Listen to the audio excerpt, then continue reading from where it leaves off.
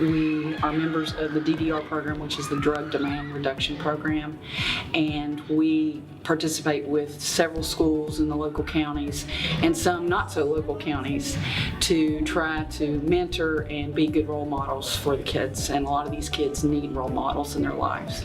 Being an example is the best form of leadership. And General Hoyer is big on this. He doesn't want any of us downtown being fools and putting a dim light on the West Virginia National Guard. We always have to be the paragons of citizenship. We have to be the paragons of leadership. And he's right about that, because all it takes is one mistake, and that's what everyone remembers. But if we're always showing the best, then that's what people are going to remember, and then that's what the young kids are going to want to be.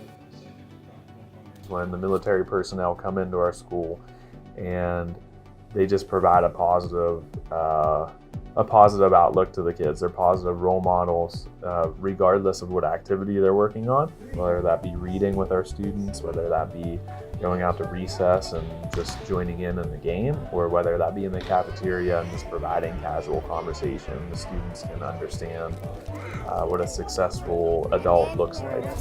Whenever I was a kid about their age, I was part of the Big Brother Big Sister program, so I had a big brother myself and also had a mentor, so I kind of knew what it was like, and I wanted to give back and do the same thing.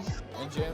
When you see the guardsmen come to the school and the students are excited to see them and want to give them a high five or a fist bump or want to give them a hug, that's success. It takes more than just teachers and principals and educators to make sure that students are given opportunities to do well and to learn. The citizens of West Virginia, when they see a West Virginia National Guard, be it Army or Air Force uniform, they know, okay, this person's here to help.